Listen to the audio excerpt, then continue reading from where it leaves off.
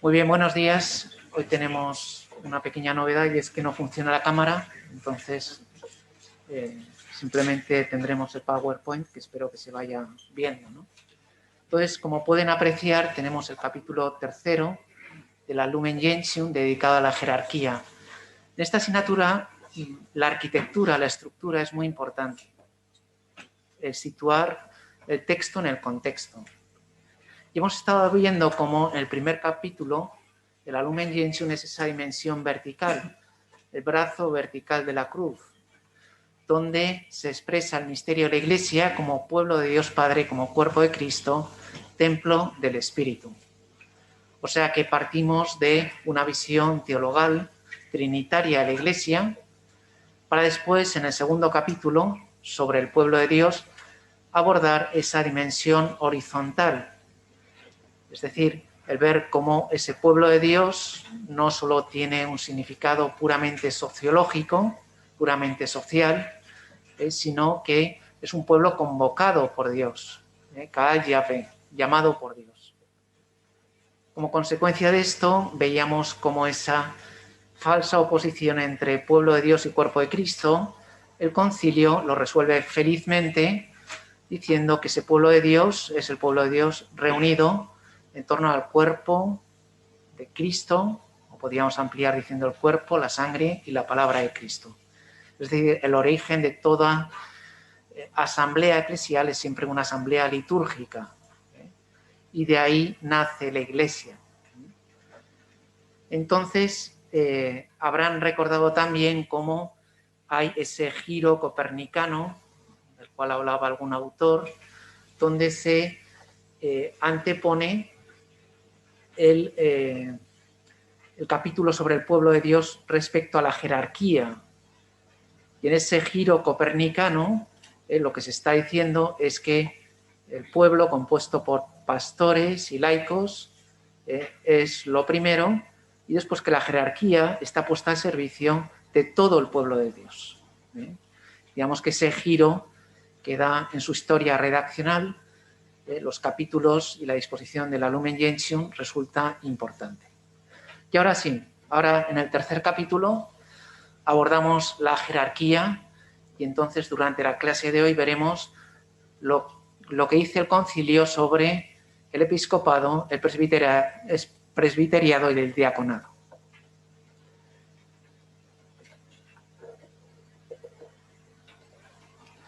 Bien, pues en primer lugar tenemos este número 18, numeral 18, donde se antepone la figura de Cristo.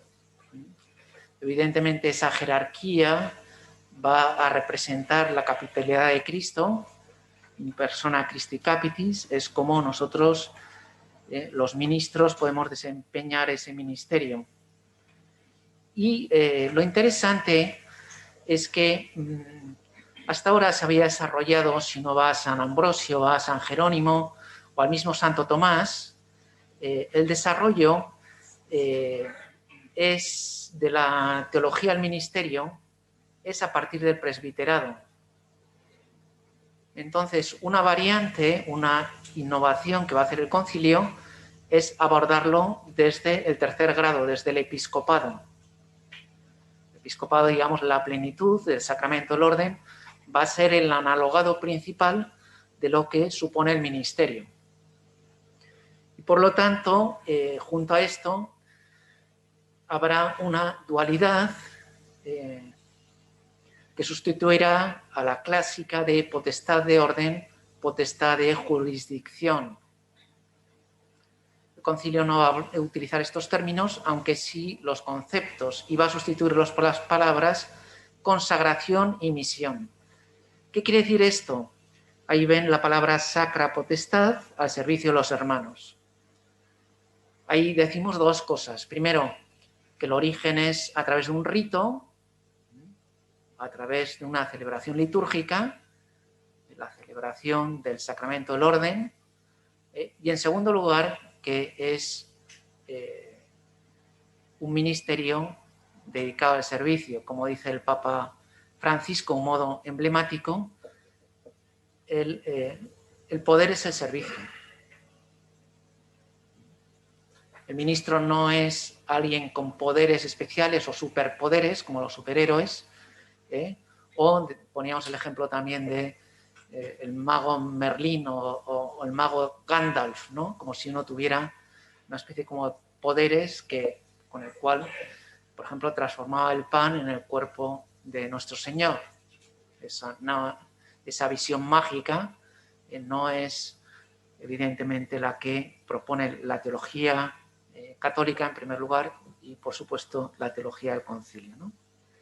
Bien, entonces es, digamos, una exusía del Espíritu, una potestad que recibimos a través de un sacramento y que está dirigida para el servicio de todos los hermanos.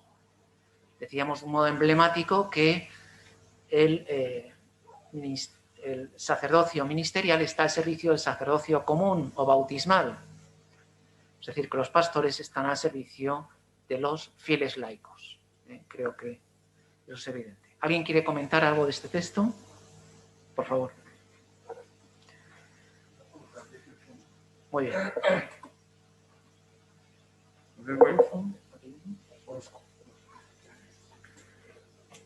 Lumen Gentium 18.1. Para apacentar el pueblo de Dios y acrecentarlo siempre, Cristo Señor instituyó en la Iglesia diversos ministerios ordenados al bien de todo el cuerpo. Pues los ministros que poseen la sacra potestad están al servicio de sus hermanos, a fin de que todos cuantos pertenecen al pueblo de Dios y gozan por tanto de la verdadera dignidad cristiana, tendiendo libre y ordenadamente a un mismo fin, alcancen la salvación.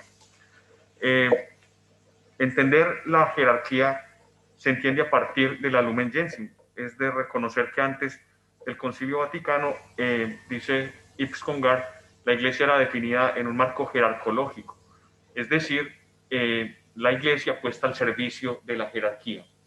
El profesor Eloy Bueno de la Fuente dice que con Lumen Gentium se dará un salto, y ya no es una iglesia jerarcológica, sino una iglesia bautismal. Es decir, todos los miembros tienen una responsabilidad en la iglesia, y de acuerdo a los carismas y ministerios que el Espíritu Santo derrama sobre la iglesia, cada miembro ejerce ese carisma en la construcción de la iglesia. Para entender la jerarquía hay que remitirnos entonces a la categoría pueblo de Dios, que está en el corazón del Concilio Vaticano II, en el Lumen Gentium. Y con la categoría pueblo de Dios se pasa de ser esa iglesia jerarcológica a una iglesia corresponsable, basada fundamentalmente en los carismas y ministerios, que ha dejado de ser una iglesia centralista y cerrada en la jerarquía a una iglesia ecuménica, ante todo en su ser especialmente misionera. Tomando esta definición, el Código de Derecho Canónico en el Canon 208 dice: por su regeneración en Cristo se da entre todos los fieles una verdadera igualdad en cuanto a la dignidad y acción, en virtud de la cual todos, según su propia condición y oficio, cooperan a la edificación del cuerpo de Cristo.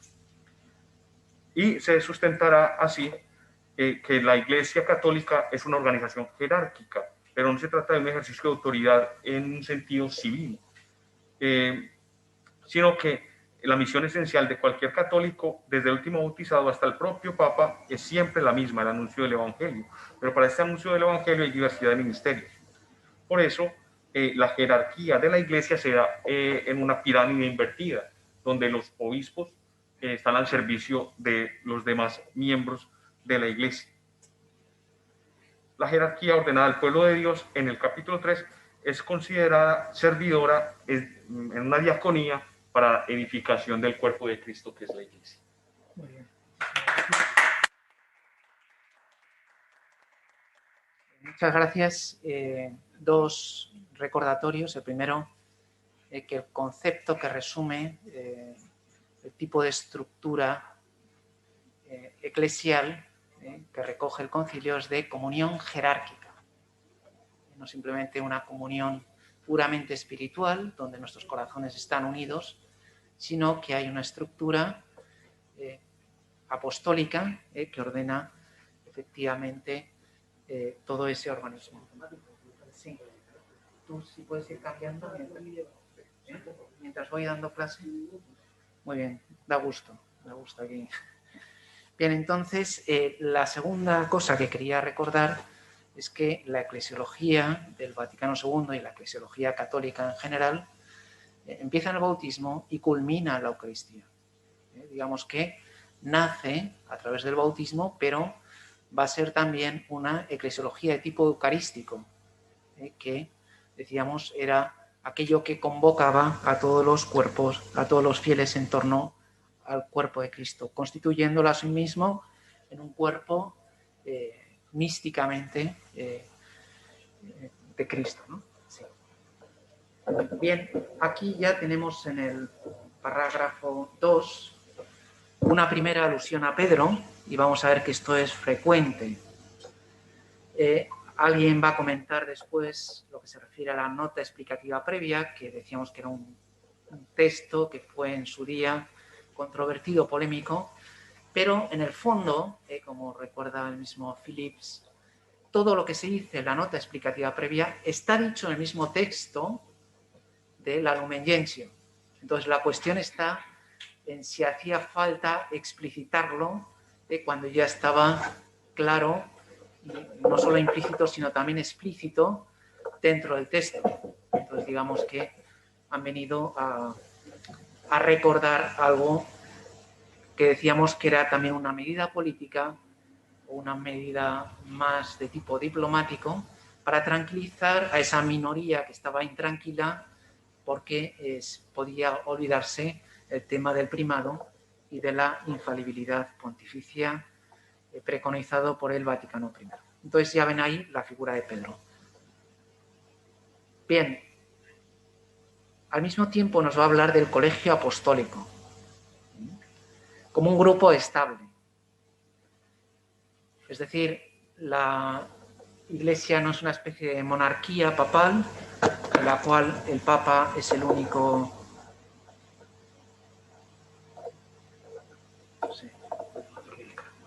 Sí, gracias. En el cual el Papa es la única autoridad, sino que hay un colegio en el cual efectivamente el Papa es la cabeza, cum es su petro, va a repetir en varias ocasiones. Y entonces tendríamos esa perfecta continuidad entre Cristo como piedra angular, los apóstoles como las columnas y Pedro como cabeza de ese mismo cuerpo, ¿no? De ese mismo colegio. Utiliza las dos expresiones, cuerpo o colegio apostólico.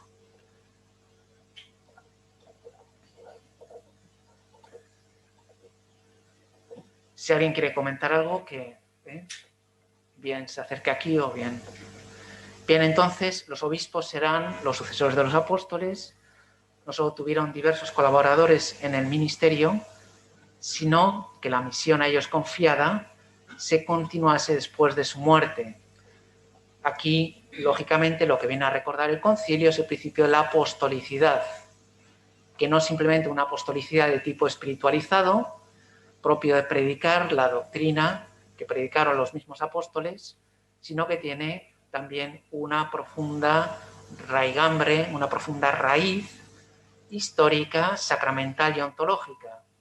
Es decir, la sucesión de la imposición de las manos, invocando el poder del Espíritu, es decir, la sucesión de ordenaciones, va a ser como la constatación empírica de que esa sucesión apostólica se da realmente.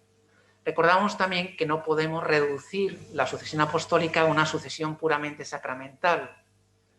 Habíamos recordado que era successio, traditio y communio, que iban íntimamente unidas. Es decir, la sucesión en la sacramentalidad del orden, la sucesión de las ordenaciones episcopales a lo largo de los siglos, después la traditio, la entrega de esa misma fe que predicaban los apóstoles y por lo tanto también ese aspecto espiritual o doctrinal tiene su importancia, va íntimamente unida a esta visión de la comunión dentro del colegio de los apóstoles, que después vamos a ver que esa comunión también se traslada a las diócesis y entonces va a ser una comunión interna y externa, una colegialidad, podríamos decir, interior y exterior.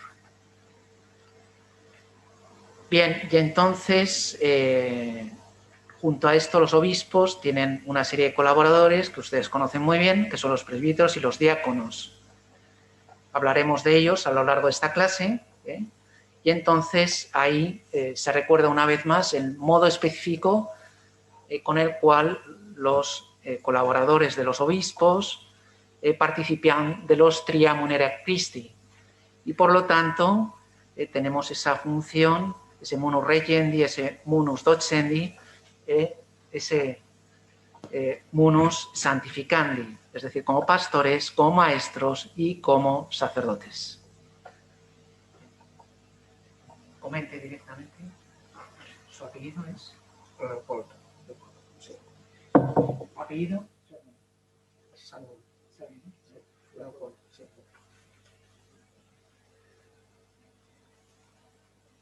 Pues en el número 22, los obispos africanos, para hacer que se entiende los documentos de Vaticano II, convoca un sínodo, y el día 14 de septiembre de 1995, el Papa Juan Pablo II escribe una exhortación apostólica post-sinodal que se titula como Crece en África. Es un documento muy importante y podéis también leerlo. Y en su numeral 98 escribe así: los obispos mismos deben tener gran cuidado en apacentar la iglesia que Dios se adquirió con la sangre de su propio Hijo, cumpliendo así el encargo confiado a ellos por el Espíritu Santo. Cita Hechos de los Apóstoles 20-28. Dedicados, según la recomendación conciliar, a prestar atención a su misión apostólica como testigos de Cristo ante los hombres, deben ejercer personalmente, colaborando confiadamente con el presbiterio y con los demás agentes pastorales, el insustituible servicio de la unidad en la caridad, atendiendo con solicitud los ministerios de la enseñanza, de la santificación y del gobierno pastoral. Han de procurar atender además a la profundización de su cultura teológica y afianzamiento de su vida espiritual, participando en cuanto sea posible en las jornadas de actualización y de formación organizadas por las conferencias episcopales o por la sede apostólica. Nunca han de olvidar en participar la exhortación de San Gregorio Magno, según la cual el pastor es luz de sus fieles, sobre todo una conducta moral ejemplar impregnada de santidad. Muy bien. Bueno, se ve que el español, el castellano va mejorando a un buen ritmo, ¿no? Bien, con esto llegamos a lo que se refiere a la cuestión del sacramento. Hemos dicho cómo en todas estas cuestiones el concilio no parte de una visión jurídica, es decir, como si el ser obispo, el ser sacerdote, fuera consecuencia de un estatus dentro del ordenamiento jurídico de la Iglesia, sino que todo esto tiene un origen ritual, sacramental, litúrgico. Por lo tanto, lo determinante, dicho en terminología clásica, no es la potestad de jurisdicción, sino la potestad de orden. O, dicho en términos conciliares, de una consagración se desprende una misión específica. Y es el sacramento lo que capacita para realizar esa determinada misión. Entonces, como pueden ver, ahí hablan de la exorcía del Espíritu, la efusión especial del Espíritu Santo, y de la imposición de manos, de la necesidad de recibir un sacramento a través de los ritos litúrgicos y el uso de la Iglesia tanto de Oriente como Occidente. El concilio, con esa sensibilidad, digamos, católica, universal, no simplemente refiere la praxis latina, sino que también se refiere a las venerables iglesias orientales, como dice el mismo concilio. Bien, y por lo tanto, ese poder del Espíritu, esa gracia del Espíritu Santo, capacita para desempeñar esa determinada misión, y luego también recuerda la cuestión del carácter. Esto no es una cuestión, digamos, gratuita, una cuestión baladí, inútil, sino que los primeros que habían negado la cuestión del carácter han sido los mismos protestantes. Por lo tanto, en teoría, el ministerio sería una cuestión ad tempus, es decir, que uno puede desempeñar durante un tiempo el ministerio y después olvidarse del asunto, aunque por otro lado los protestantes nunca suelen reiterar la ordenación. Por lo tanto, una cierta idea de carácter o de sfragis, es decir, de un sello que se establece con el sacramento del orden, también está presente en por lo menos en su praxis, ¿no? Y seguramente se desprende también, aunque su teología en principio niega este carácter sacramental del sacramento del orden. ¿Alguien quiere decir algo sobre esto? ¿Sí? Le ruego, por favor, que si alguien tiene que decir algo para agilizar esto, vengan rápidamente. Según la tradición, ¿cuál es el 22? ¿1, 2? ¿Qué número es? 22. 21, 2. Pues comente directamente. Quiero comentar sobre la continuidad entre apóstoles y los obispos. La cita bíblica es de Juan 22, 23. Después de decir esto, Jesús sopló sobre ellos y les dijo: reciban el Espíritu Santo. A quienes perdonen los pecados, estos les son perdonados. A quienes retengan los pecados, estos los son retenidos. Comenta la Comisión Teológica Internacional comenta que la Constitución Lumen enseña que Jesús instituyó a los 12 a modo de colegio, es decir, que de un grupo estable, al frente de cual puso a Pedro, elegido de entre ellos. La sucesión episcopal se actúa mediante la consagración de los obispos, que les confiere la plenitud del sacramento del orden y les integra en la comunión colegial y jerárquica con la cabeza y los miembros del colegio. Por lo tanto, el ministerio episcopal, en correspondencia y derivación del ministerio apostólico, tiene forma colegial y jerárquica. Muy bien, muchísimas gracias.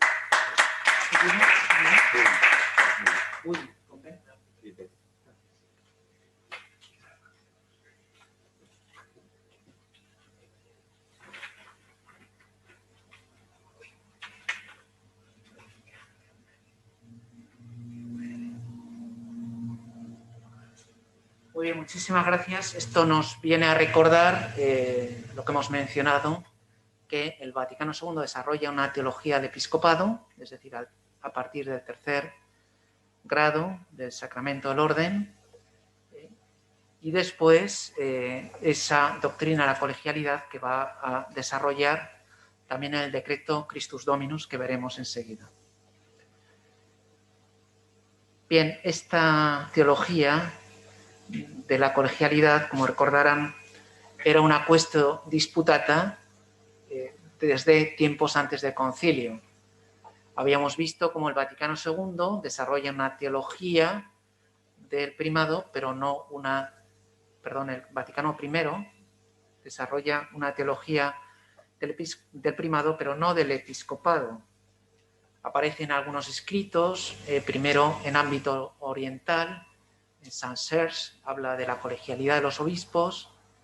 Lógicamente se ve que esta es también una idea propia de la teología católica y se desarrollan también algunos estudios que van a preconizar, ¿no? Como ejemplo simplemente diré el texto de Rainer Ratzinger sobre la colegialidad episcopal, que servirá un poco para alimentar este debate, aunque su publicación será del año 66.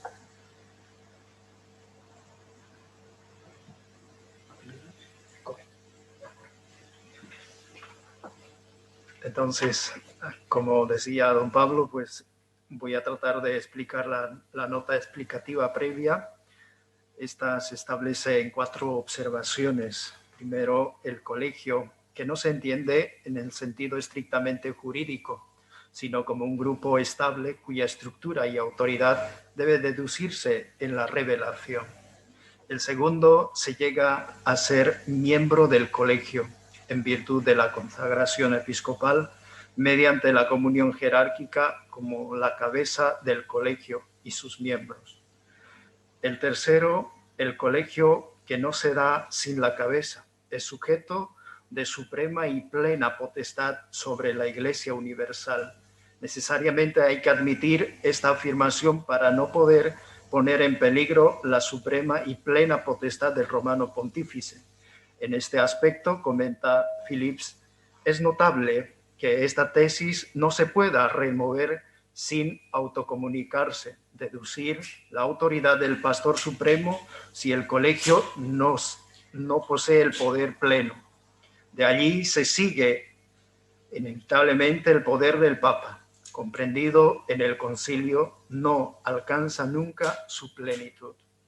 Esta distinción no es entre el romano pontífice y los obispos considerados en conjunto, sino entre el romano pontífice separadamente y el romano pontífice junto con los obispos. El cuarto es el sumo pontífice como el pastor supremo, puesto a ejercer libremente la potestad entre todo tiempo, con lo que exige su ministerio. El colegio aún existe siempre, por ello actúa permanentemente como una acción estrictamente colegial, es decir, no siempre está en acto. En todo esto, la número 22.2 dirá también que aparece claro que trata la unión de los obispos como su cabeza y nunca la acción de los obispos independientemente del Papa. Esta jerarquía, comunión de los obispos con el sumo pontífice es clara y la tradición de la Iglesia. Sin la comunión jerárquica, el oficio sacramental ontológico que se debe distinguir del aspecto canónico jurídico no puede ser ejercido. Podemos decir entre el romano pontífice y los obispos, en virtud de la única consagración episcopal, que se establece el vínculo de comunión sacramental y espiritual. Muy bien.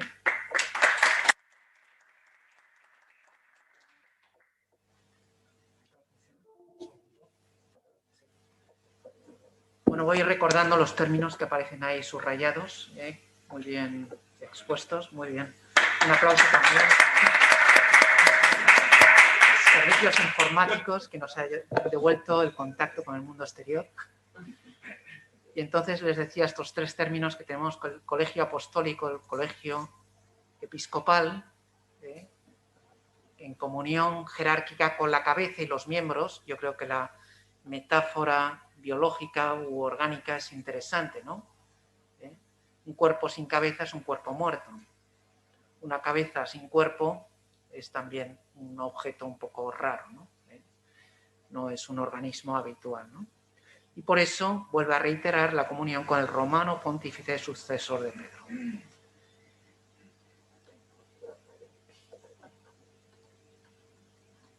Bien, vuelve a recordar aquí el primado del obispo de Roma, que habla vicario de Cristo y pastor de toda la Iglesia. Esta imagen de vicario de Cristo se aplicará también luego a los obispos, como iremos viendo. Y entonces ese cuerpo episcopal junto con su cabeza, y nunca sin su cabeza, sin esta cabeza, un Petro es subpetro, es lo que le da, digamos, esa capacidad de ver, de oír, de escuchar, de tal manera que el cuerpo sea importante, ¿no? Que haya el cuerpo pueda desempeñar la función que le caracteriza. Me estaba viniendo a la cabeza un texto de un antiguo autor que desarrollando la imagen del cuerpo de Cristo, de San Pablo, habla de cómo todos los órganos del cuerpo son importantes, incluso el estómago. Entonces cuenta una especie como de relato en el cual los demás miembros del cuerpo se rebelan contra el estómago. Y dicen, bueno, lo único que hace es tragar. Lo único que hace es comer y comer. Y entonces la mano se declaró en huelga y dijo, pues yo no voy a llevar el alimento a la boca. Y la boca dijo, pues yo no voy a masticar este alimento porque después se lo va a tragar el estómago, que no hace nada, que es un holgazán, un vago, un haragán, ¿no?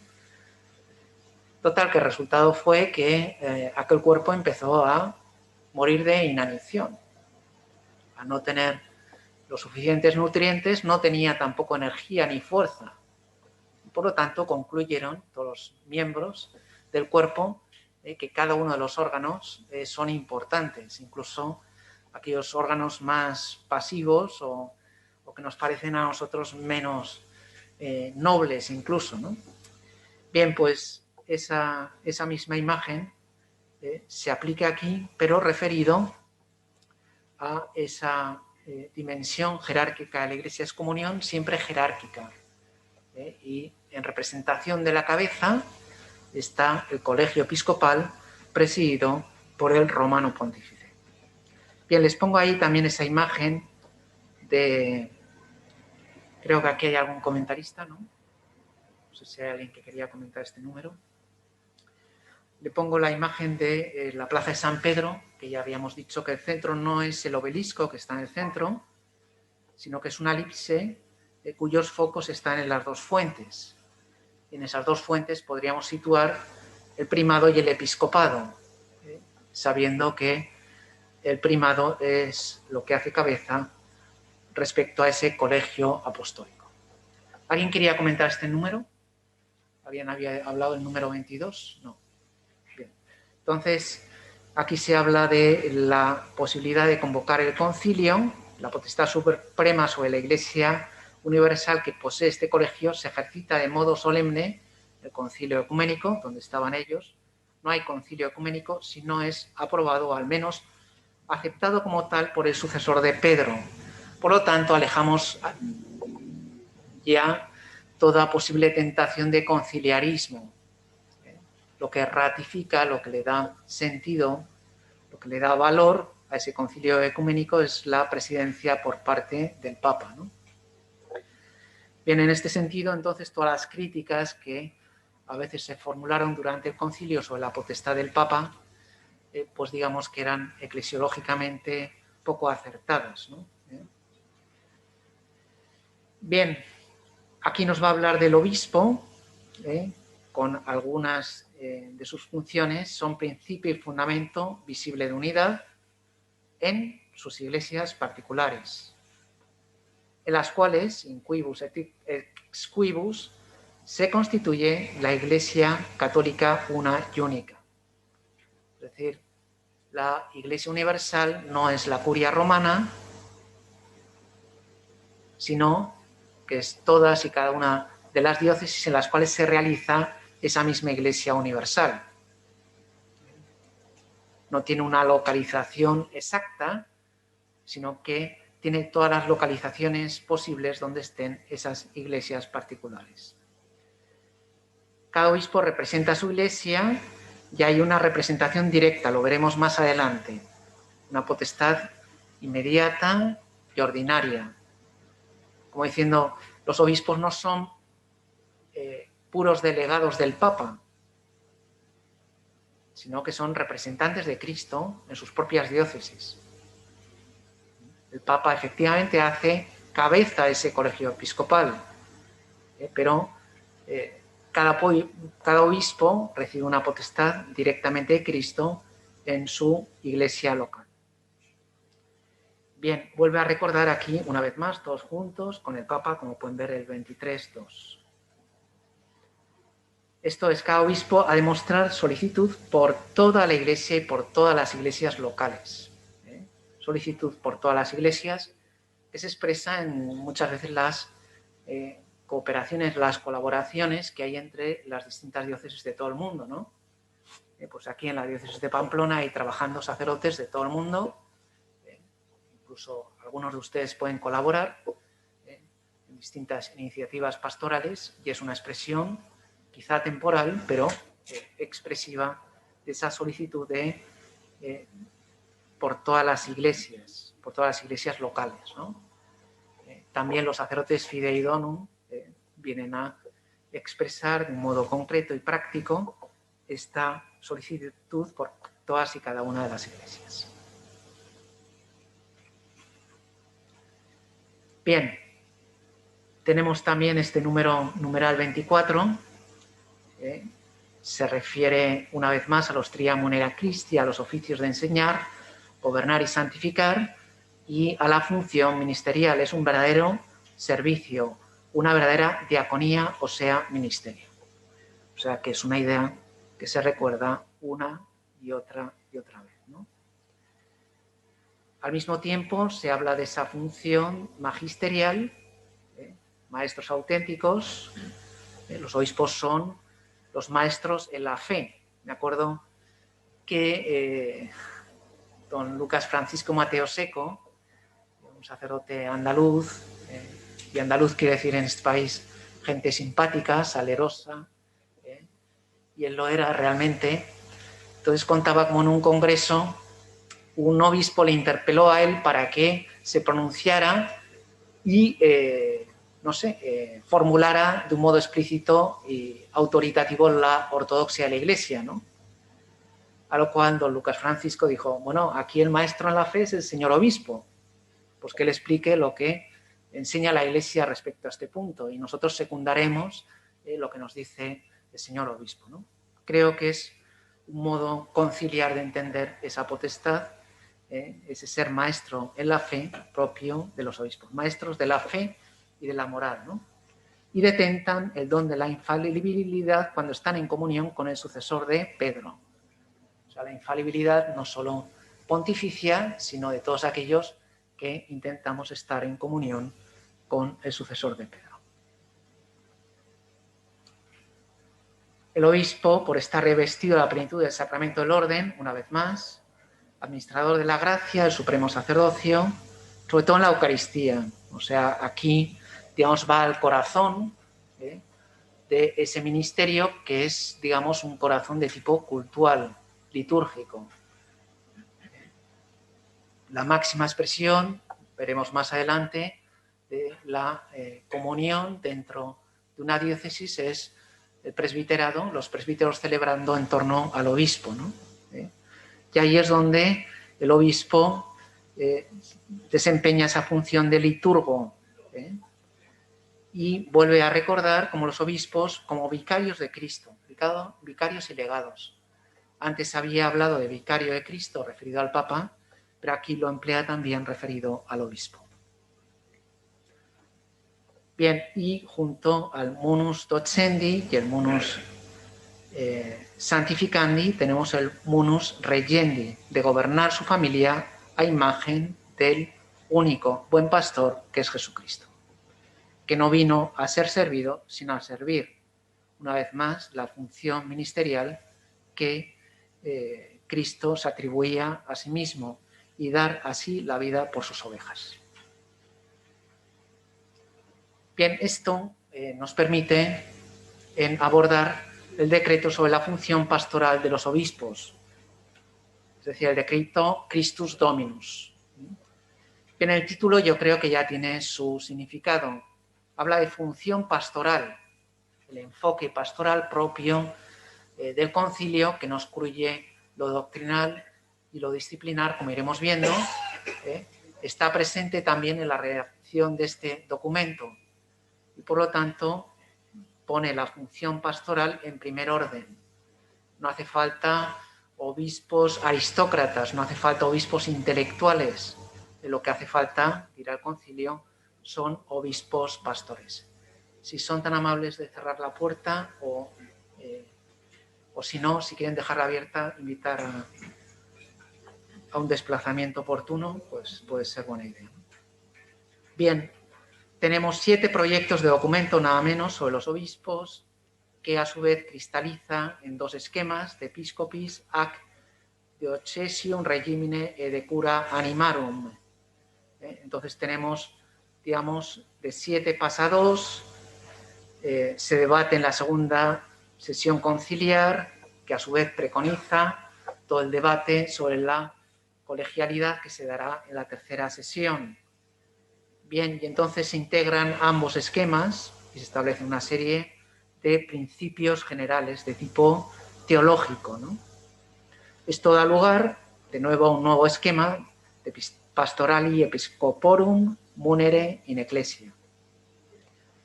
La tercera sesión conciliar fue la más encendida por el mencionado debate en torno a la colegialidad de los obispos, y ahí surge una nueva versión y al final hay un voto casi unánime de los padres conciliares, 2.319 a favor, 2 en contra, 1 nulo, algún despistado que había por ahí, y fue promulgado el 28 de octubre de 1965. Una pregunta, ¿se sabe los que votan en contra por qué votan en contra? ¿Está recogido eso en seguramente se sabrá, sí. O sea, si lo han hecho constar por escrito, estará en los archivos, ¿no? Yo personalmente no he hecho trabajo de archivo, pero esto quien sabe mucho es don Santiago Casas. Le pueden preguntar. Sí. Cuando se dice que un voto es nulo, ¿qué quiere decir? ¿Perdón? ¿Qué quiere decir cuando el voto es nulo? ¿Que no ha votado? O que a lo mejor lo ha formulado de un modo incorrecto, o que ha entregado el voto arrugado, o es como las elecciones de delegado, ¿no? Que uno a lo mejor vota a Lionel Messi, ¿no? Como delegado de teología, entonces un voto nulo. Entonces, no sé qué pasaría ahí, habría que... Pero es un interesante tema de investigación. Yo les animo a ustedes a profundizar sobre este particular, que por desgracia no podemos abordar en esta clase, ¿no? Bien, entonces, digamos que el Lumen Gentium vuelve a ser el marco, un marco de oro, podríamos decir, para este decreto sobre la función pastoral de los obispos, y recuerda en este decreto la misma eclesiología que se había expuesto, en la cual veíamos, en primer lugar, cómo hay una unión cum et sum Romanum Pontificem, es decir, en unión y bajo la autoridad del Romano Pontífice. Ese colegio episcopal tiene una capitalidad, que es el sucesor de Pedro, y junto con él gobiernan la Iglesia Universal en su diócesis particular, ¿no? Bien, teniendo cada uno el cuidado de la Iglesia particular que presiden. No es una potestad delegada del Papa, es una potestad inmediata, ordinaria. Decíamos que los obispos no son legados del Papa, sino legados de Cristo, directamente, ¿no? Bien, y entonces, en el primer capítulo, pues ya ven cómo se establece todo lo que se refiere al sínodo, ahora que estamos ahí reflexionando sobre la sinodalidad en la Iglesia, que es interesante, hay como 2 modelos de sinodalidad. Uno es el propio de las iglesias orientales, tanto católicas como ortodoxas, donde se reúnen los obispos, y otro es la sinodalidad propia de las iglesias protestantes,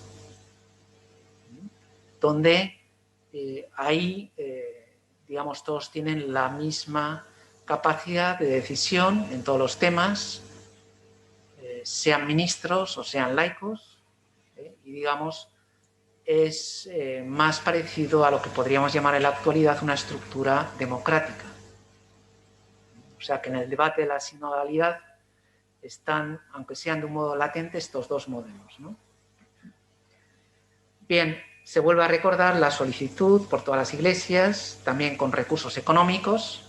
En ese sentido, pues las iglesias de los países más desarrollados siempre han colaborado con medios económicos, y a su vez otros países más agraciados desde el punto de vista económico reciben el calor y la colaboración humana de iglesias más jóvenes, ¿no?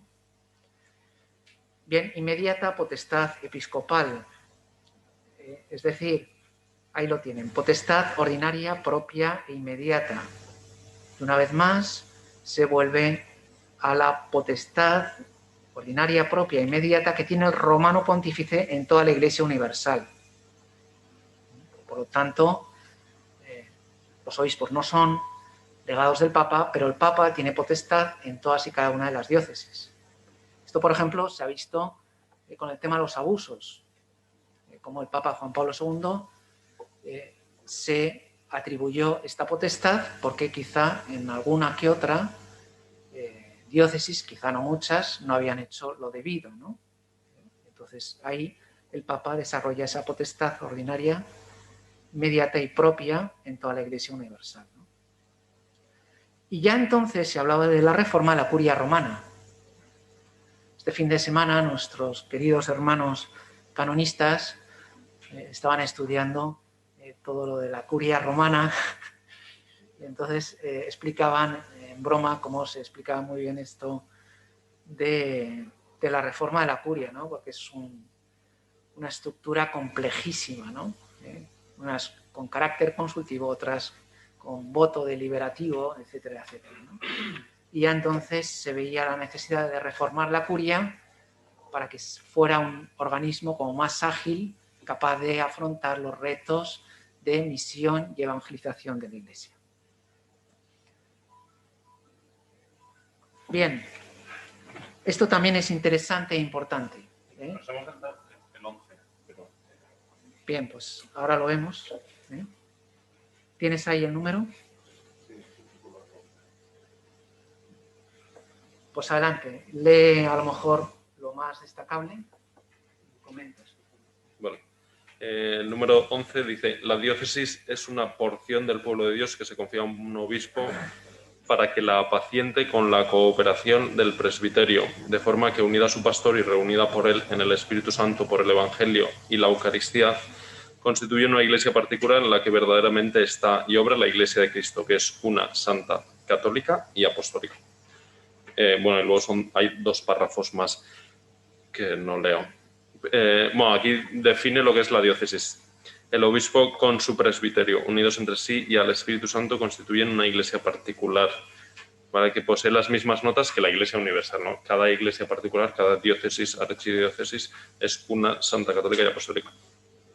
El obispo siempre unido con el Papa, lo que hemos visto ya varias veces aquí, cum Petro et sum Petro, ¿no?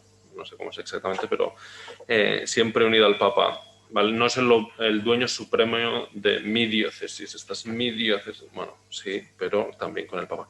También habla de los 3 munus del obispo, que son el docendi, santificandi y regendi. Y por último, el obispo dice, en el tercer párrafo de este número, el 11, dice: se debe dedicar no solo a los de dentro del redil, a los que debe hacer crecer su vida espiritual, ¿no?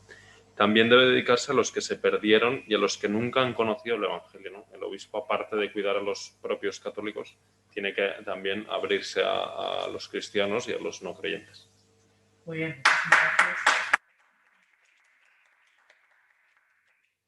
En comunión con el Papa y con todos los obispos.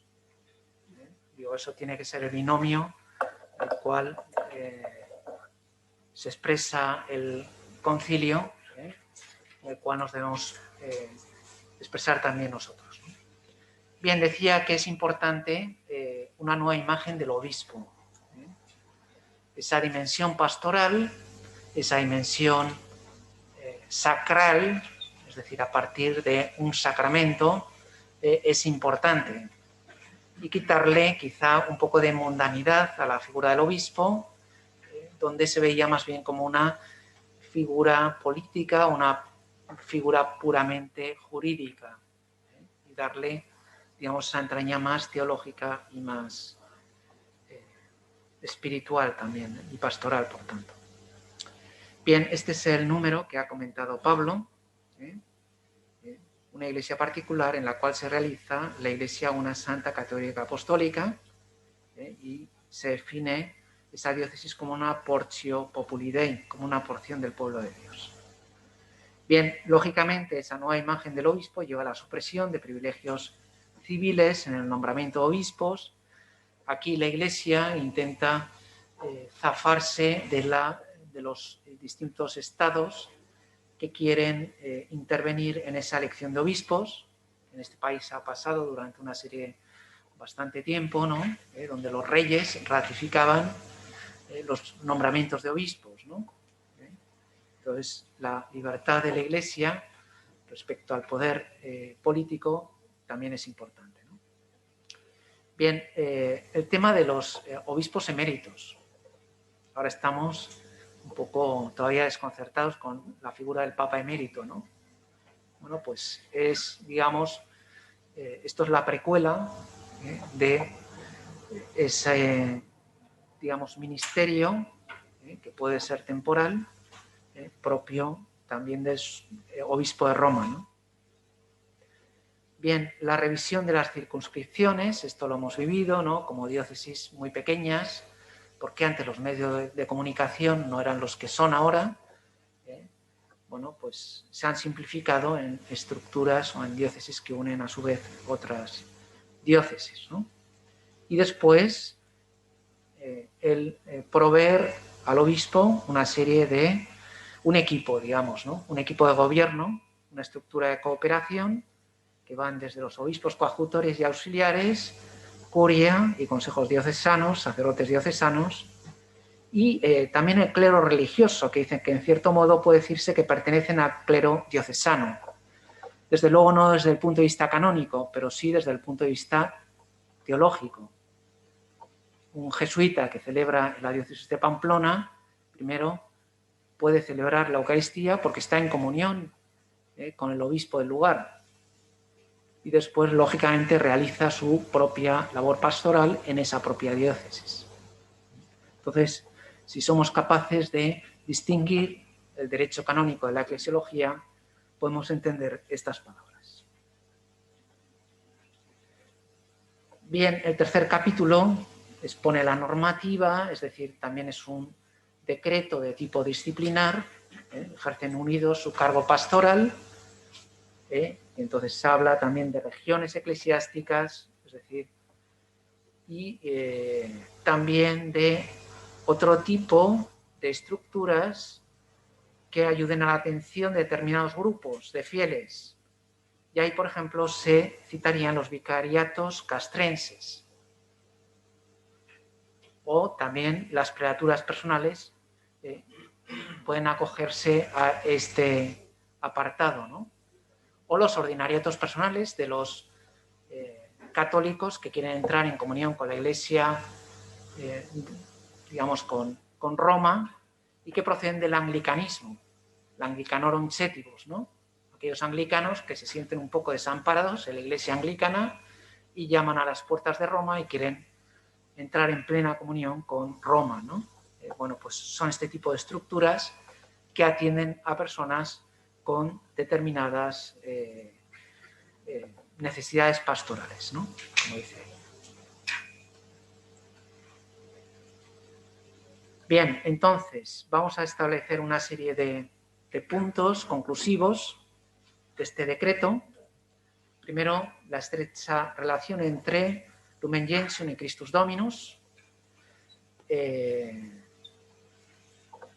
donde la Lumen Gentium es el marco eclesiológico, donde se concretan una serie de competencias más de tipo práctico y disciplinar propias de los obispos, aunque también hay una cierta teología del episcopado. En segundo lugar, no hay imagen del obispo, hay imagen del único buen pastor, que es Jesucristo. Después, la fundamentación en el sacramento del orden y después en el episcopado. Aquí lo importante es una teología del ministerio que parte del episcopado y baja hacia el presbiteriado y el diaconado. Y después el tema de la colegialidad episcopal, que tiene una realización de tipo externo, donde, como muy bien ha dicho Pablo, el obispo está en comunión con el Papa y con todos los demás obispos, es decir, una colegialidad externa, pero también hay una colegialidad interna, donde dentro de la diócesis pues hay una serie de organismos que ayudan al obispo en el gobierno de esa iglesia local, y después pues hay una serie de estructuras intermedias que pueden servir para colaborar, ¿no? Como son las conferencias episcopales, la misma curia romana, los sínodos y los concilios. Por lo tanto, esto propicia la creación de unas estructuras que ayuden al obispo en el gobierno de su propia iglesia local, al mismo tiempo que el obispo no debe olvidar esa solicitud por todas las iglesias y, en cualquier caso, hemos de recordar una vez más el fuerte acento pastoral que tiene este documento, este decreto sobre los obispos, ya desde su mismo título, decreto sobre la función pastoral de los obispos. Bien, ¿qué tal vamos? ¿Quieren descansar un rato? ¿Intentamos seguir? Ánimo, muchachos, venga, vamos allá. Bien, entonces, como sabemos, Lumen Gentium 28 se refiere a los grados del ministerio. Bien, como recordarán ustedes cuando han estudiado teología del ministerio, desde el punto de vista bíblico es muy complicado establecer a qué corresponde cada uno de los términos, ¿no? A qué se refiere cuando habla de episcopoi, o cuando habla de presbiteroi o de diaconoi. Porque a veces en las epístolas pastorales pues hay, digamos, algunos equívocos, ¿no? Entonces el concilio lo resuelve de un modo un tanto salomónico. Y lo que dice el concilio es que desde antiguo ab antiquo, o sea, no dice que esto tenga una base o fundamentación bíblica explícita, puesto que es una cuestión debatida, ampliamente debatida, sino que dice que desde los primeros siglos de la Iglesia había esos 3 grados de obispos, presbíteros y diáconos, y entonces a eso se atiene el concilio. Lo cual también está preconizando lo que veremos más adelante con la Dei Verbum, de que no leemos la Escritura sola, sino que la leemos en la Iglesia y por lo tanto con toda la tradición de la Iglesia. Bien, y aquí recuerdo una vez más, los triamón era predicar el Evangelio, apacentar a los fieles y celebrar el culto divino.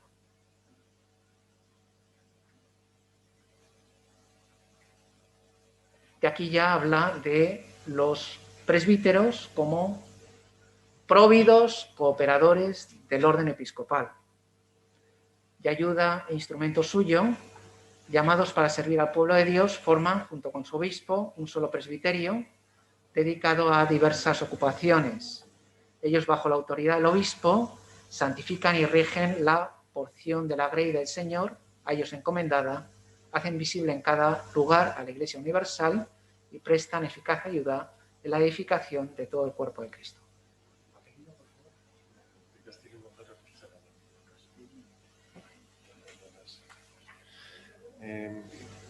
Bueno, aquí no está. Me parece que quedan. Me parece que quedan algunas palabras aquí por escribir. Pues solamente ver lo que no está y que me parece oportuno, que es el hecho de que, bueno, el obispo como padre. Este es todo un apartado en que habla de la unidad. Unidad, ¿no? Que están llamados en un mismo pueblo de Dios, un solo presbiterio junto al obispo, que hacen visible en cada lugar la Iglesia universal, toda la Iglesia. Muy bien, esta unidad me parece que bueno, podría ser una cuestión de eficacia, de apatía o de simpatía, ¿no? Con el obispo, que es una buena persona, pero lo que la Lumen Gentium nos sugiere es que esta unidad es un concepto teologal, es un concepto teológico, que es mucho más importante que propiamente la utilidad o la caridad implícita que está en ese acto de unidad. Y esta unidad que significa una real participación o edificación en la edificación de toda la Iglesia. Es una cosa que es necesaria. Y después también habla de la paternidad, que me parece que es el fundamento teológico para este carácter teologal de la unidad. Es que esta unidad pues, se realiza en la paternidad, que es algo de Dios. Toda la paternidad pues, tiene su raíz en Dios.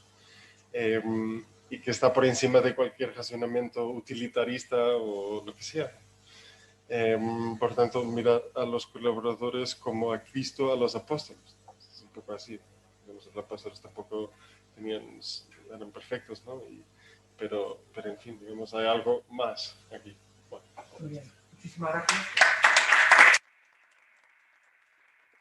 Muy bonita la imagen del padre y los hermanos, ¿no? El obispo como padre de los hermanos sacerdotes que viven esa fraternidad, y respecto de los fieles a quienes han engendrado espiritualmente por el bautismo y la doctrina, tengan la solicitud de padres en Cristo. Es decir, esa paternidad también la ejercitan los presbíteros respecto a todos los fieles. En ese sentido es bonito el uso que tienen en Latinoamérica, que llaman a los sacerdotes o a los curas, que se llaman padres, ¿no? Expresando esta misma idea.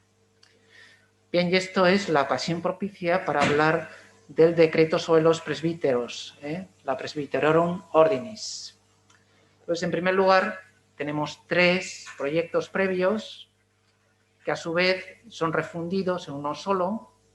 Ya estamos en 1963, recibe nada menos que 464 enmiendas y entonces se elabora un texto muy breve con 10 apartados, pero también se ve que ese texto, ya estamos en el año 64, Emendatus, requería una cierta reflexión, una cierta parte teológica, ¿no? Una fundamentación doctrinal. Entonces ya estamos de Presbyterorum Ministerio. Como pueden comprobar, hay una gran fluctuación en cuanto al título. Este se ve que es un decreto que dio muchas vueltas. También es interesante, por eso he puesto ahí esa foto, del secretario de esta comisión redactora era Álvaro del Portillo, que ahí aparece junto a San Juan XXIII y a San José María, ¿no? Bien, entonces hay una tesis por ahí que explica todo el papel del beato Álvaro, y la verdad es que tuvo ahí una labor, digamos, aquí lo llamamos encaje de bolillos, no sé si se entiende la idea, que como había todo este tipo de corrientes y de inputs, de sugerencias, de correcciones, etcétera, él tuvo una labor ahí conciliadora para recomponer un texto complicado, ¿no? Bien, entonces estamos ya en 65, que hay un Textus Recognitus, que lleva el título ya Presbyterotus Ordinis, y al final es Presbyterorum Ordinis, y el 7 de diciembre se proclamó solemnemente el decreto sobre los presbíteros. Bien, entonces un recorrido que dura 4 años, que empezó siendo un texto eminentemente práctico, que después requirió una reflexión de tipo teológico. Esa reflexión de tipo teológico requería un contexto eclesiológico, lógicamente propiciado por la Lumen Gentium, y digamos que de este modo el decreto Presbyterorum Ordinis completa desde el punto de vista disciplinar, espiritual y práctico la doctrina de Lumen Gentium sobre la vida y el ministerio de los sacerdotes. Bien, dimensión ministerial. A imagen de Cristo, maestro, sacerdote y rey, los triamuner una vez más. Se recuerda también lo que veíamos el capítulo 1 de la Lumen Gentium, del misterio de la Iglesia como pueblo de Dios, cuerpo de Cristo y templo del Espíritu.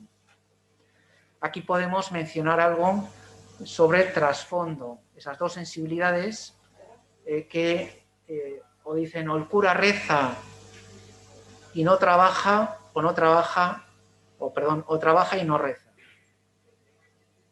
Como si fuera un modo de ver del todo dialéctico, contrapuesto, ¿no? Entonces, había 2 sensibilidades que decían, no, lo que hay que hacer es, venga, moverse, evangelizar,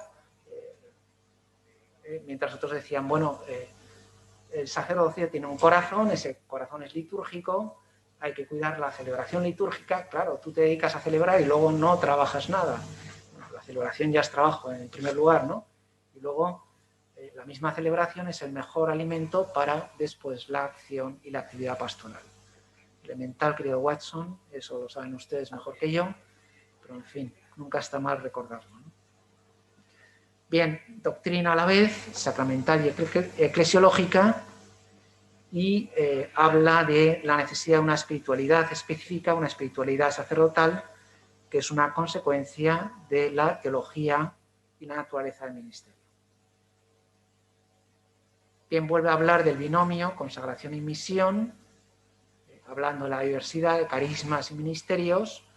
El sacerdote tiene un carisma específico que se desprende de una consagración específica a través del poder sagrado del orden, que le permite, fíjense que aquí hay dos cometidos esenciales otorgados al sacerdote, dos sacramentos, confesión y Eucaristía, penitencia y Eucaristía, confesión y comunión eucarística. Entonces, en ese sentido, veremos cómo hay una complementariedad entre presbíteros y diáconos. Vamos a ver cómo la doctrina sobre el diaconado permanente del Vaticano II va a permitir a que el presbítero se dedique a lo que es más específico de su ministerio. Bien, una vez más, los 3 grados, la colaboración con los obispos, la cooperación con el orden episcopal. ¿Qué pasa hoy? Estamos un poco... Bien. Aquí de nuevo, los números 4, 5 y 6, se habla de los tria munera, se menciona esa centralidad de la Eucaristía. Esto vamos a ir rápido porque ustedes son expertos en la materia, ¿no? Y creo que sería vender miel a los colmeneros, ¿no? Entonces, bien, entonces, ministros de la palabra, de los sacramentos y del pueblo de Dios. Necesidad de la santidad, que viene bien recordar la misma arquitectura, la misma estructura de Lumen Gentium, ¿no? Capítulo 5 va a ser sobre la santidad y va a estar entre los laicos y los religiosos. Que los presbíteros estén un poco más allá no quiere decir que los presbíteros no estén llamados a la santidad, como es evidente, ¿no? Bien, con una base bíblica, etcétera, etcétera. Unidad de vida, la integración entre lo cultural y lo pastoral, de que hablábamos antes, exigencias espirituales propias. Habla del celibato, no solo en un sentido puramente funcional, sino en un sentido también ontológico. Los presbíteros, pues, por la virginidad o el celibato, conservado por el reino de los cielos, se consagran a Cristo de una forma nueva y exquisita, se unen a Él más fácilmente con un corazón indiviso, se dedican más libremente en Él o por Él al servicio de Dios y de los hombres, sirven más expeditamente a su reino y a la obra de regeneración sobrenatural, con ello se hacen más aptos para recibir ampliamente la paternidad de Cristo. Por favor, apellido.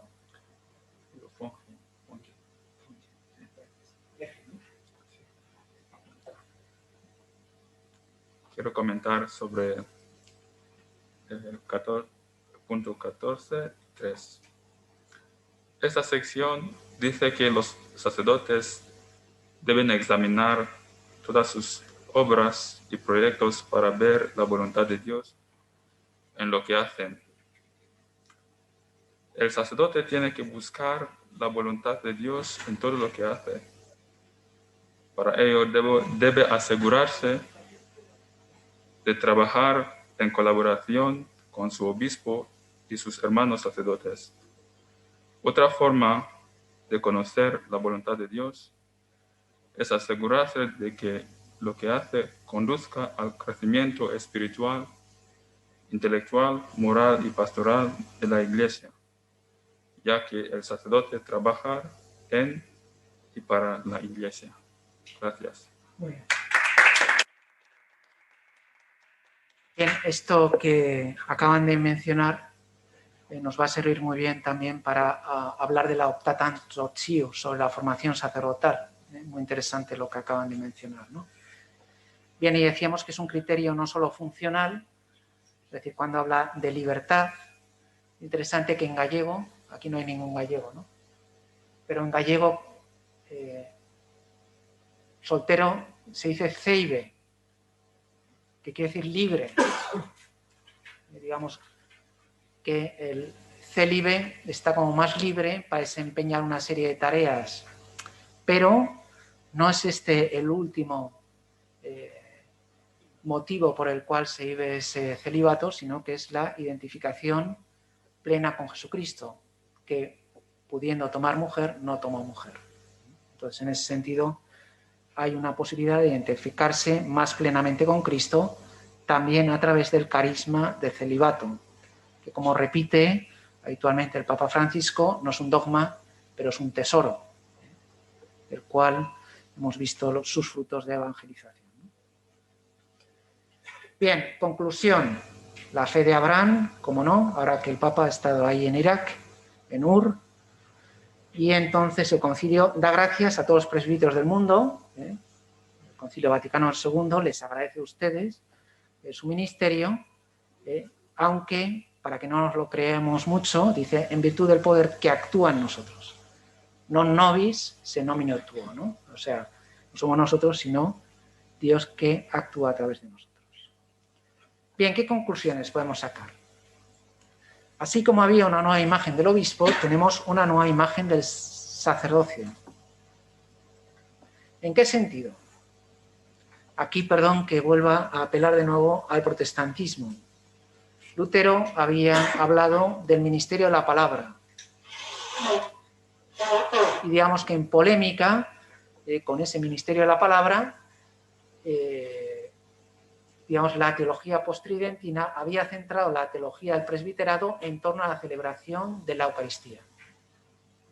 Evidentemente no son dimensiones excluyentes, pero también el Vaticano II recuerda que la predicación es una importante tarea, que la formación del pueblo de Dios es una participación en el Unus Docendi de Cristo, ¿no? Que por lo tanto el sacerdote no simplemente para celebrar la misa y nada más, como se decía aquí coloquialmente, un cura de misa y olla, es decir, celebraba la misa y ya con eso se ganaba el sustento, ¿no? También catequiza, habla con unos, gobierna, pastorea al pueblo de Dios y también enseña con autoridad en nombre de Cristo y de la Iglesia, ¿no? Bien, aborda la cuestión de la identidad sacerdotal, que es una identidad propia, partiendo del analogado principal, que decíamos que era la teología del episcopado. Después habla de la unidad y la fraternidad sacerdotal, como el sacerdote solo, pues un sacerdote en continuo, en permanente peligro, y por lo tanto el vivir la fraternidad sacerdotal también en torno a una buena mesa, pues efectivamente es, digamos, parte de nuestras obligaciones, porque la naturaleza humana necesita esa compañía, ¿no? Bien, y que en cualquier caso el sacerdote es ministro, es decir, servidor y dispensador de los misterios que vienen de lo alto. Y la liturgia y la oración ocupan un lugar central en su ministerio, como ustedes demuestran día a día, ¿no? Bien, entonces seguimos con la Lumen Gentium, ya va quedando menos. Entonces habla aquí de ese Unus Docendi, enseñando, imitando, que conecta con lo que acabamos de decir. Y esto nos sirve de transición con la Optatan Totius, Ecclesiae Renovationem. Si se han fijado, hay dos textos, dos decretos del Vaticano II sobre los sacerdotes. O sea que, si es verdad que el Vaticano II desarrolla la teología del ministerio a partir del episcopado, sin embargo, le da una gran importancia y protagonismo al sacerdocio. Y tiene la Presbyterorum Ordinis y también sobre la formación de los sacerdotes, Ecclesiae Renovationem. Es decir, para renovar la Iglesia, que es lo que perseguía el obispo, hay que renovar el sacerdocio, la figura del sacerdote, la vida de los sacerdotes, el ministerio de los sacerdotes. Bien, tres esquemas. Al principio hablaban del latín, las vocaciones, la formación de los seminaristas. Acaban refundidos en uno titulado La formación sacerdotal. Estamos ya En el segundo periodo de sesiones sufre esa drástica reducción habitual en estos documentos, en proposiciones, y después ya aparece un textus emendatus en otoño, discutido en noviembre de ese mismo año 64, y ya el textus emendatus se convierte en recognitus en octubre de 1965, con 15 en contra, un nulo. No sé si será siempre el mismo despistado que votaba mal. Eso es un interesante asunto de investigación, ¿no? Aprobado el 28 de octubre y promulgado por el Papa, que es lo que le da vigencia y validez, ¿no? Bien, ¿qué puedo decir que ustedes no sepan, ¿no? La grandísima importancia de la formación sacerdotal. Ustedes que están actualizando su formación, esto lo saben perfectamente, ¿no? Dirigidas directamente al clero diocesano, hay que acomodarlas a los cambios necesarios. Aquí, por ejemplo, los de moral pues están acomodando su programa a temas de psicología. Entonces, ¿por qué ahora es una urgencia en los seminarios? Y también en lo que se refiere a la formación de los matrimonios cristianos, etcétera, etcétera, ¿no? Entonces, digamos que es un modo también de actualización. Rodolfo, apellido.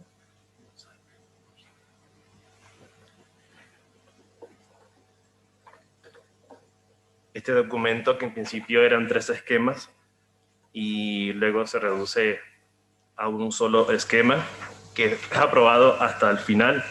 Se discute después de 3 envíos solamente en noviembre, que es aprobado en diciembre. Este documento viene a ser como una especie de síntesis de todo el documento del concilio. Se entiende que la renovación del sacerdote va a depender también de la renovación de toda la iglesia, de la formación. Y antiguamente se enfocaba más en las áreas de la formación, que luego la Pastorato Vobis, en el capítulo 5, la especifica aún más. Aquí simplemente enfoca la área de la parte humana, espiritual, y la parte humana sobre todo la enfoca en la disciplina. Siempre se destaca en el documento la vida espiritual, la vida pastoral, la parte académica, y la parte humana siempre la enfocan desde la disciplina. Y vemos también otra novedad del documento, es que se dejó hasta el final para discutirlo. La comisión enviaba tres veces el documento y no se discutía hasta el final. La intención era que este documento iba a ser como el enfoque de todos los demás documentos. Por eso se entiende solamente a la luz de todos los demás documentos como la formación de los sacerdotes. Bien, muchísimas gracias. Se ha visto aquí un análisis de un experto en la materia, ¿eh? Muy interesante eso, ¿no? De que recoge, digamos, todas las sugerencias del concilio para que la formación de los sacerdotes también reciba esas nuevas ideas, o esa nueva perspectiva que intentaba aplicar el concilio, ¿no? Bien, entonces vamos a sintetizar un poquito un plan de formación para cada nación. Esto lo estamos viviendo ahora en nuestros distintos países, ¿no? Mayor fomento a las vocaciones. Aquí es interesante que el concilio no habla de cantidad de vocaciones, sino de calidad de vocaciones. El deber de fomentar las vocaciones pertenece a toda la comunidad de los fieles, habla ahí de las familias. Esto me trae a la memoria lo que decía el anterior arzobispo de esta diócesis, que don Fernando Sebastián decía, bueno, vocaciones. Dice, las vocaciones no salen de los árboles, las vocaciones salen de las familias. Pues lo que hay que hacer es cuidar las familias. Pues a veces pensamos, no, es que hay un problema de crisis de vocaciones sacerdotales. Bueno, y hay también un problema, digamos, de vocaciones bautismales. Que cada vez hay menos bautizos, que hay pocas parejas que se casan por la Iglesia, y entonces, bueno, si cuidamos el ministerio habitual, pues lógicamente llegarán esas vocaciones sacerdotales, ¿no? Bien, perdón por el fervorín. Sí, pues adelante. 2.1. El deber de fomentar las vocaciones pertenece a toda la comunidad de los fieles, que debe procurarlo, ante todo con una vida totalmente cristiana. Ayudan sobre todo las familias que, llenas del espíritu de fe, de caridad y de piedad, son como el primer seminario y las parroquias de cuya vida fecunda participan los mismos adolescentes. Aquí el Papa ciertamente vemos que en el documento se dice la palabra vocación en general, no habla de la vocación específica del sacerdocio. Y se entiende que ciertamente enfoca más la parte sacerdotal, pero sin dejar a un lado las demás vocaciones. Y usa algo que en ese momento era muy llamativo, que ya Juan Pablo II lo pone entre comillas en el libro Don y Misterio, el seminario doméstico, la familia, que también lo toca de nuevo el Papa Juan Pablo II en su visita a Brasil, cuando tienen el primer encuentro con los seminaristas en el seminario de Nuestra Señora de Fátima, su primera visita a Brasil. También vuelve a tocar el tema de seminario, y en ese momento tiene el encuentro con los seminaristas y las familias. Les invita a la oración por las vocaciones en general, pero de manera especial y específica por los sacerdotes. Este enfoque del Papa y del Concilio de no solamente orar y enfocarse cuando entendemos la palabra vocación, solamente sacerdotes, sino toda la vocación en general, y una intensidad por la oración, de manera especial incluyendo a la familia y enfocando la formación desde el seminario como tal, desde la familia. Muy bien, bien, permítame una pequeña corrección. Supongo que habrá sido un lapsus, ¿no? Usted ha dicho, el Papa dice, sí. El Concilio dice, ¿no? Vale. Entonces, los seminarios ya saben que es el corazón de la diócesis, ¿no? Esto lo han oído alguna vez, ¿no? Y entonces, bueno, pues en todo lo referencia a la selección, aunque haya que lamentarse la escasez de sacerdotes, Dios no permitirá que su iglesia de ministros si son promovidos los dignos. Es decir, no es una cuestión de cantidad, sino de calidad. Y si queremos ser más, pues lógicamente hemos de ser mejores nosotros mismos. Formación espiritual, revisión de estudios eclesiásticos, formación específicamente pastoral, formación permanente, ¿sí? Y en conclusión, se exhorta a los profesores y formadores, así como a los candidatos. Bien, esto lo pueden mirar porque es un poco redundante. Sí que me van a permitir 5 minutos sobre los diáconos permanentes. En primer lugar, dice ahí que es en orden al ministerio, no al sacerdocio. Seguramente ustedes tienen experiencias al respecto, pero lo que hice, o lo que yo entiendo que dice el Concilio, y sobre esto he escrito a medias un par de artículos con un diácono permanente, por lo tanto me estoy posicionando. El presbítero, primero, no es un medio sacerdote, no es un laico. Perdón, el diácono, gracias. El diácono no es como me dijeron una vez en Perú, ¿no? Que había un diácono permanente y decían, bueno, pues ha venido el medio padrecito, ¿no? Entonces, cuando iba al presbítero, ha venido el padrecito, ¿no? Y el diácono era medio padrecito. Se entiende lo que quieren decir, y me parece también muy bonito y conmovedor, pero el diácono no es ni un laico, ni medio sacerdote, ni tampoco es el delegado o el esclavillo del sacerdote. Está en orden al ministerio. Está para servir a los obispos y en su lugar, en su propio puesto, es un colaborador del obispo.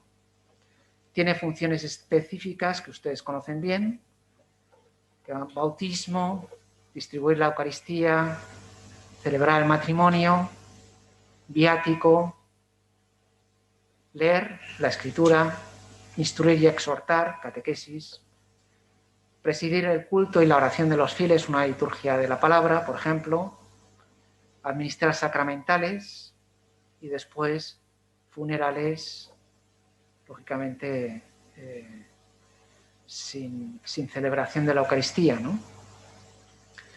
Después, un segundo punto dice, aunque estén casados. O sea, esa concesiva lo que expresa es que puede haber diáconos permanentes célibes. De hecho, aquí en la diócesis tenemos uno, pues, con el cual yo he redactado estos artículos, ¿no? Y por lo tanto, existe también la posibilidad de que haya diáconos permanentes célibes, ¿no? No es obligatorio casarse, ¿no? Aunque la mayoría de ellos, de hecho, lo son, ¿no? Y ahora quería proponerles algunas estadísticas, a ver qué les parece. Bueno, hay que recordar que toda la teología del diaconado permanente se forja en Alemania, en la posguerra, cuando ha habido bastantes sacerdotes que han muerto o bien en campos de concentración o bien en los campos de batalla. Entonces, se intenta suplir esa carencia de vocaciones sacerdotales con el diaconado permanente. Sin embargo, el concilio piensa sobre todo en países en misión, en iglesias jóvenes, cuando restituye esta práctica que existía en los primeros siglos de la Iglesia. Entonces, sin embargo, la evolución de los números de momento no es muy acorde con la intención del concilio, puesto que el 50% está en América del Norte, que supongo que será Canadá, Estados Unidos y México, y luego en Europa un 31%, es decir, en países que podríamos decir ricos o desarrollados, ¿no? Y el resto, América del Sur, Central, Antillas, África, Asia, Oceanía. Eso en 1998. 2005 hay 42.000 diáconos permanentes, en 2012, perdón. O sea, 33.391 en 2005, 42.000 en 2012, con un aumento del 26,1%. En Europa han crecido mucho, en América se mantuvo esta dinámica, un total de 27.000 en Estados Unidos. Yo creo que el de la foto debe ser de por ahí. Y por lo tanto, América del Norte representa el 64,7% de los diáconos del mundo. Y África y Asia, digamos que la presencia de los diáconos es mucho menor, pues en su conjunto representa solamente el 1,5% de los diáconos del mundo. Es decir, se crea una figura para estas iglesias jóvenes y en 2012 pues esos diáconos permanentes del mundo en iglesias jóvenes es un 1,5%. Por lo tanto, hay una paradoja interesante. Bien, y aquí estamos, para que se sitúen. Hemos visto Unitatis Reintegratio, Orientalium Ecclesiarum, Christus Dominus, Optatam Totius y Presbyterorum Ordinis. Esto es lo que ya hemos visto hasta el momento. El próximo día veremos lo que se refiere a los laicos y la llamada universal a la santidad. ¿De acuerdo? ¿Tienen preguntas? Pues nada, muchísimas gracias. Gracias también por su paciencia y hasta el lunes.